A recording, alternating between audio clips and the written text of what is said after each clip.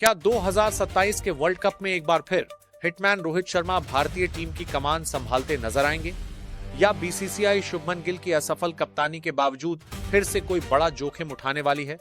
BCCI की उस बेहद गोपनीय और हाई वोल्टेज मीटिंग में जब भारतीय वनडे टीम के लगातार गिरते ग्राफ पर चर्चा शुरू हुई, तो ऐसा क्या हुआ कि दिग्गज वीवीएस लक्ष्मण और भारत के सबसे सफल पूर्व कप्तान महेंद्र सिंह धोनी ने हेड कोच गौतम गंभीर और मुख्य चयनकर्ता अजीत अगरकर की नीतियों का कच्चा चिट्ठा खोलकर रख दिया?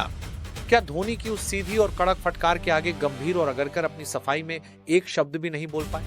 अगर आप भी चाहते हैं कि 2027 के महाकुंभ में रोहित शर्मा ही भारत का नेतृत्व करें और देश को विश्व विजेता बनाएं, तो इस वीडियो को एक लाइक जरूर कर दीजिए।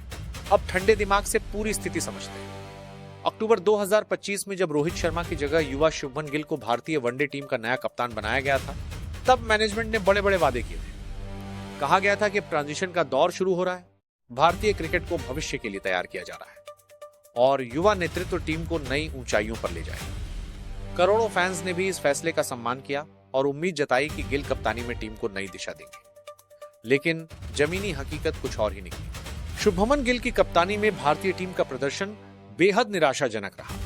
अब तक 12 वनडे मैचों में उन्होंने कप्तानी की है, जिनमें भारत सिर्फ 6 मैच जीत सका। जीत का प्रतिशत महज 50% पर अटक गया। विश्व क्रिकेट की सबसे ताकतवर टीमों में गिनी जाने वाली साइड के लिए यह रिकॉर्ड बिल्कुल भी स्वीकार्य नहीं है, खासकर तब जब टीम के पास विश्व स्तरीय बल्लेबाज, अनुभवी गेंदबाज और शानदार ऑलराउंडर मौजूद हों। देखिए, गिल की कप्तानी में भारत ने किन बड़ी टीमों के खिलाफ घुटने टेके। ऑस्ट्रेलिया ने 2-1 से सीरीज जीत ली, न्यूजीलैंड ने भारत की धरती पर आकर 2-1 से हरा दिया और हाल ही में इंग्लैंड ने भी 2-1 से टीम को रौंद कर रख दिया। इन तीनों सीरीज में कई मौकों पर भारत मैच पर पकड़ मजबूत करने के बावजूद हार गया। बल्लेबाजी लड़खड़ाई, डेथ ओवरों में गेंदबाजी फेल हुई और बड़े मैचों में दबाव झेलने की क्षमता पूरी तरह गायब नजर आई। अफगानिस्तान के खिलाफ 3-0 की जीत को छोड़ दें तो किसी भी बड़ी टीम के खिलाफ गिल की कप्तानी का कोई खास असर नहीं दिखा। एक बल्लेबाज के रूप में उन्होंने कुछ अच्छी पारियां जरूर खेली, लेकिन कप्तान के रूप में वे पूरी तरह बेअसर साबित हुए। कप्तानी सिर्फ रन बनाने का नाम नहीं होता। टीम को सही दिशा देना, मुश्किल क्षणों में सही फैसले लेना और खिलाड़ियों से सर्वश्रेष्ठ प्रदर्शन निकलवाना, यही असली परीक्षा होती है और यही गिल उम्मीदों पर खरे नहीं उतरे। रोहित शर्मा के दौर में जो एकजुटता, भरोसा और आत्मविश्वास ड्रेसिंग रूम में था, वह गिल की कप्तानी में गायब हो गया। खिलाड़ियों की बॉडी लैंग्वेज कई बार आत्मविश्वास से खाली नजर आई। दबाव बढ़ते ही टीम बिखरने लगी। गेंदबाजी आक्रमण दिशाहीन और कमजोर रहा। नई गेंद से विकेट लेने में संघर्ष दिखता रहा। मिडिल ओवरों में रन रोकने की स्पष्ट रणनीति नहीं नजर आई और डेथ ओवरों में लाइन लेंथ बार बार फेल होती रही। ऊपर से प्लेइंग 11 में लगातार मनमाने बदलाव और पक्षपात ने ड्रेसिंग रूम का माहौल और बिगाड़ दिया। जब बीसीसीआई ने इस लचर प्रदर्शन और मनमाने रवैये का हिसाब मांगने के लिए समीक्षा बैठक बुलाई, तो माहौल इतना गर्माया कि गंभीर और अगरकर के पसीने छूट गए। दोनों 2027 वर्ल्ड कप के लिए भी गिल को ही कप्तान बनाए रखने पर अड़े हुए थे। तभी महेंद्र सिंह धोनी और वीवीएस लक्ष्मण ने सीधा मोर्चा खोल दिया। धोनी ने साफ और कड़क शब्दों में कहा, आप दोनों सिलेक्शन के नाम पर तानाशाही चला रहे हैं। अपनी पसंद नापसंद के हिसाब से खिलाड़ी चुनना और ट्रांजिशन का झूठा बहाना बनाकर अनुभवी खिलाड़ियों को बाहर फेंकना बंद कीजिए।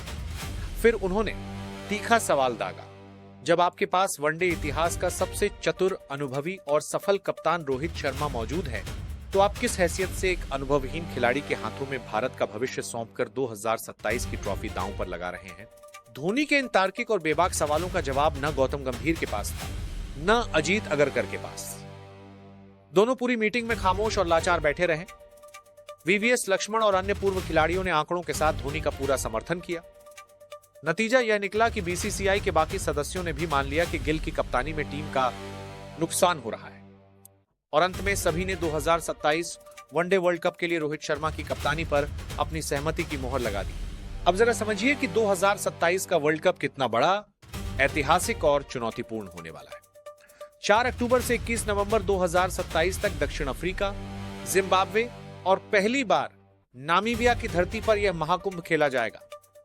14 टीमें, लगभग 54 से 57 मुकाबले और एक नया बेहद जटिल format, super series, group stage, super 7 और फिर सेमीफाइनल, फाइनल। इतने लंबे, कठिन और पेचीदा टूर्नामेंट में भारत को खिताब दिलाने के लिए रोहित शर्मा से बेहतर और असरदार कप्तान फिलहाल कोई नहीं है। रोहित के पास विशाल अनुभव और बड़े मैचों का माइंडसेट है। 2023 वर्ल्ड कप में 10 मैचों की अनबीट रन, 2024 टीबीज वर्ल्ड कप की जीत और 2025 चैंपियंस ट्रॉफी, ये सब उनके नाम है। वनडे कप्तानी में उनका रिकॉर्ड भी कमाल का है। करीब 56 मैचों में 42 जीत और लगभग 75% सफलता दर, जो गिल के 50% के सामने जमीन आसमान का फर्क दिखाता है। दबाव के सबसे बड़े पल में भी रोहित खिलाड़ियों को खुलकर खेलने की आजादी देते हैं और गेंदबाजों पर पूरा विश्वास जताते हैं। खुद उनके बल्ले की बात करें तो वनडे में आज भी आगे वहां 2 से बढ़ात को पाए की बाले, वनडे में जानकारी 2 से बल्ले की बात करें तो वनडे में आज भी आगत थे, उगलता है और वर्ल्ड कप के इतिहास में सबसे ज्यादा शतकों का रिकॉर्ड उनके नाम है। सबसे बड़ी बात यह है कि गिल की कप्तानी में जो बिखराव और अविश्वास ड्रेसिंग रूम में दिख रहा था, उसे सिर्फ रोहित शर्मा ही अपनी लीडरशिप से ठीक कर सकते हैं। शुभमन गिल भविष्य के खिलाड़ी जरूर हैं, लेकिन 2027 जैसे महाकुंभ के लिए भारत को किसी बेतुके प्रयोग की नहीं, बल्कि रोहित शर्मा के तजुर्बे, क्षमता और कातिलाना कप्तानी की सख्त जरूरत है। धोनी और लक्ष्मण के कड़े रुख ने भारतीय क्रिकेट को एक बड़े नुकसान से बचा लिया। अब देश का हर क्रिकेट प्रेमी यही चाहता है कि रोहित के हाथों में कमान सौंपी जाए और 2027 के मिशन की तैयारी अभी से शुरू कर दी जाए। उम्मीद है कि रोहित शर्मा की कप्तानी में भारतीय टीम दक्षिण अफ्रीका की धरती पर इतिहास रचेगी और 2023 का अधूरा छूटा सपना 2027 में पूरा करके तिरंगा शान से फहराएगी।